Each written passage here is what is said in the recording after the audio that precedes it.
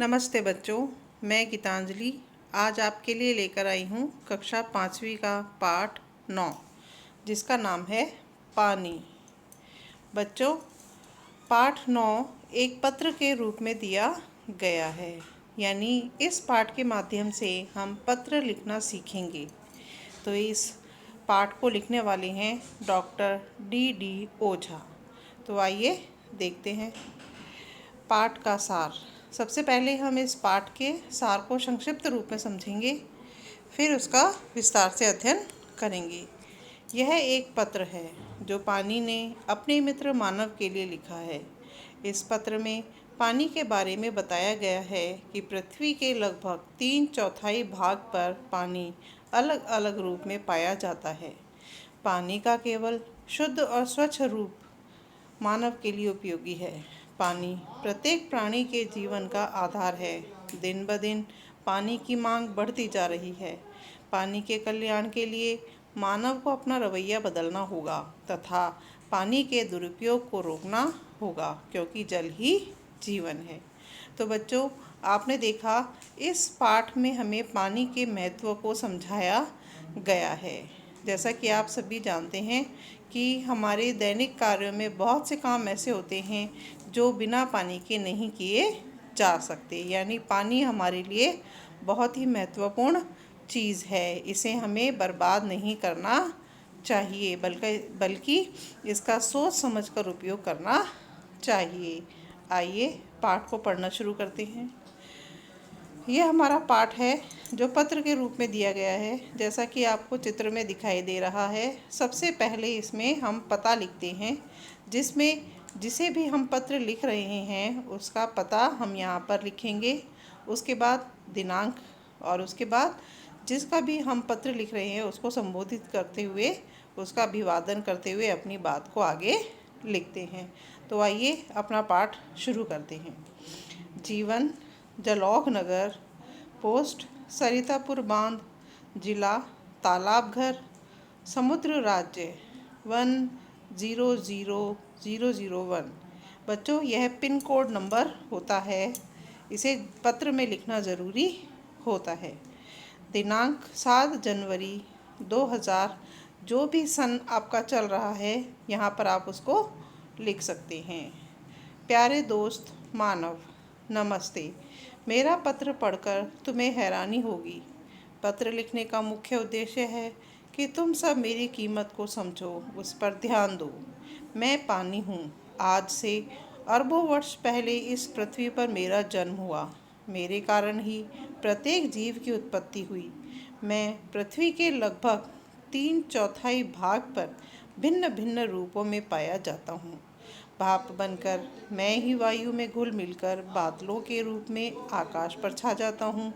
कभी आकाश को, कभी भूमि को, तो कभी सागर को अपना घर बनाता हूँ। आप सोचते होंगे कि मेरा प्रत्येक रूप आपके लिए उपयोगी है, परंतु ऐसा नहीं है। मेरा तो केवल शुद्ध और स्वच्छ रूप ही आपके लिए उपयोगी है।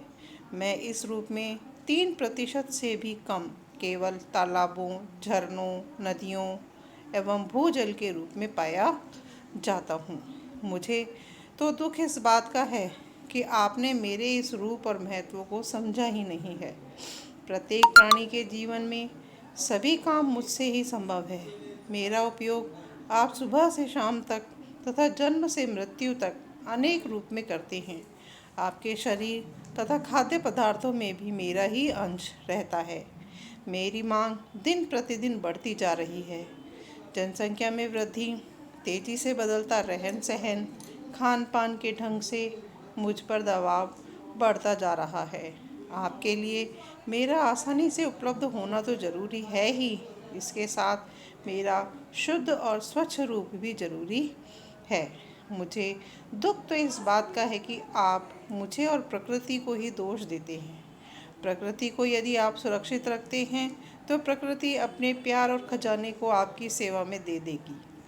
घरों में आज अनजाने में मुझे बेकार गंवा देते हैं, जिसे थोड़ी सी समझदारी से बचाया जा सकता है। उदाहरण के तौर पर सुबह ब्रश करते समय, मुंह हाथ धोते समय, कपड़े धोते समय, नहाते समय आप नल को अनावश्यक चलने देती हैं तथा बर्तनों के भर जाने के बाद भी मुझे बेकार ही बहने देती हैं।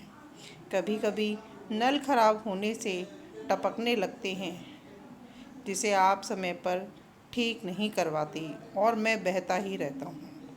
अपनी तथा मेरी भलाई के लिए आपको यह रवैया बदलना होगा।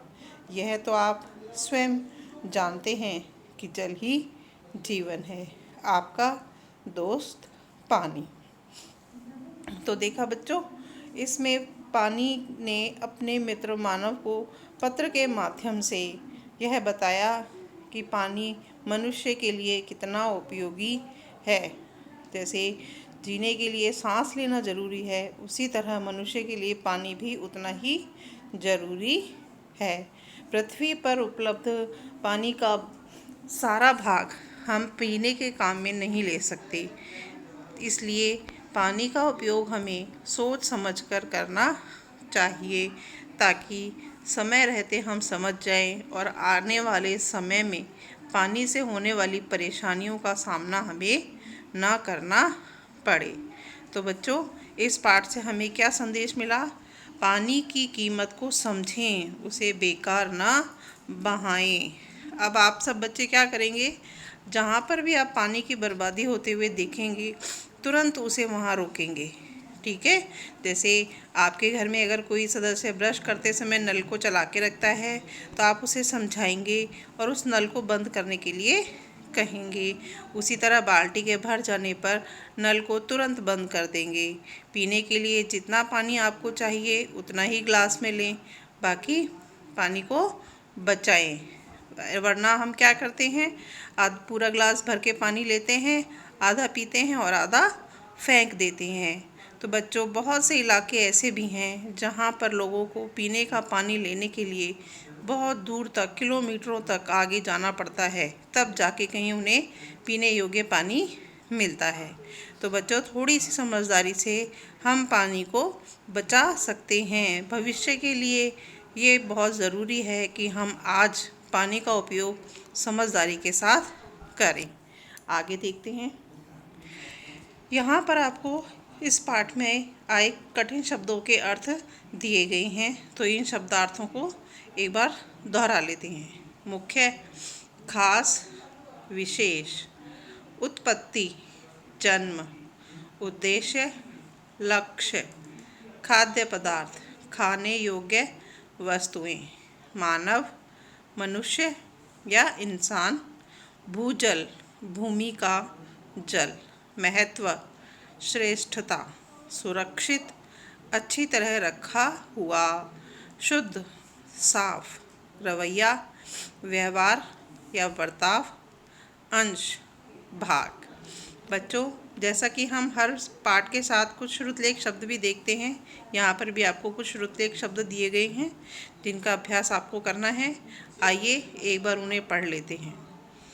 चौथाई, उपयोगी, शुद्ध, स्वच्छ, प्रतिशत, सुरक्षित, वृद्धि, उपलब्ध। तो आप सभी इन शब्दों को याद करेंगे और इनकी लिखकर प्रैक्टिस करेंगे। आज के लिए इतना ही। धन्यवाद।